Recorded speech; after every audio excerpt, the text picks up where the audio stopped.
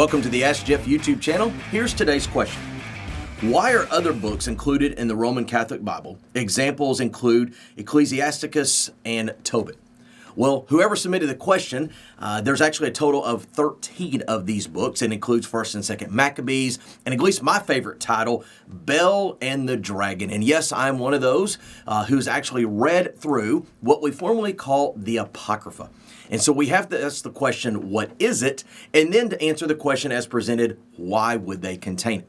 What we know as the apocrypha is a collection of writings that exist from the 5th century BC up until the time of Jesus Christ. 1st and 2nd Maccabees detail, just in fine detail, what we know as celebrated today as the celebration of Hanukkah with the rebellion that took place in the temple and the oil that was only supposed to last one day, lasting 8. Very historical in nature. Bel and the Dragon is somewhat of this ethereal journey through the levels of faith and such. It's a very interesting, at times difficult read. But the fact that they are contained between the 5th century and the time of Christ is what's critical to this question. Because at the end of the Old Testament, in the book of Malachi, the Lord made it very clear to the Jewish people that his communication with them would cease for 430 years. In other words, the prophets would remain silent. The historians would not pick up the pen and ink. That he would remain silent until what we know is the Christmas story, the Advent, the birth of Jesus Christ. And that really boils down to the why part here. When you look at the apocryphal writing, you'll notice that there are two main aspects of them that are contrary to both the Old and the New Testament. Number one, there are stories that somewhat contradict the biblical record. And number two, they present somewhat of what I would call a works-based salvation. It's all about attaining the next level or doing more to be, quote, seen right in the eyes of God. And here's the unfortunate why part. In Roman Catholic theology, in its totality, if you look at it as a whole, sacramental theology, it is works-based.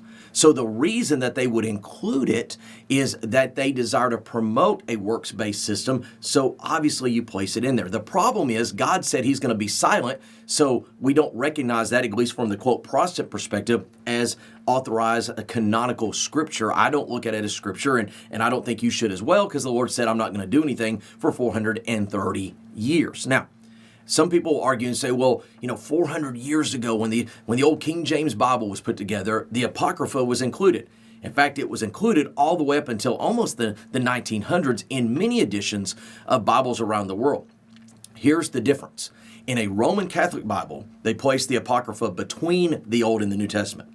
The other non-Roman Catholic Bibles place the Apocrypha, if they have it, at the end as an index to the Bible. And here's why it's useful. There's a lot of valuable historical information in the Apocrypha, particularly 1st and 2nd Maccabees. There are individuals that are mentioned, places that are mentioned. They kind of connect the historical record for that 430 years. Now, I'm a fan of history, and I think history books help us when we study the Bible to understand when did that character really live, what was the environment like. But I would never place a history book as a part of the Bible, but maybe as an index to the Bible to better understand the Bible. So in Roman Catholic theology, the Apocrypha is a part of a sacramental works-based faith system. In a non-Roman Catholic environment, the Apocrypha is useful for history, but we believe that based on the words of the Lord himself in the Old Testament, they happened during a period of silence from God, so they're not to be recognized as scripture from God. Great question. If you have one, send it to askjeff.net. Maybe your question will be tomorrow's. Thanks for being a part of today's daily question. Now, we answer a question each and every day. Please feel free to submit a new question at askjeff.net. We may not have gotten to yours today, but we eventually will continue to be a part of this. Subscribe so you don't miss out on a question every day.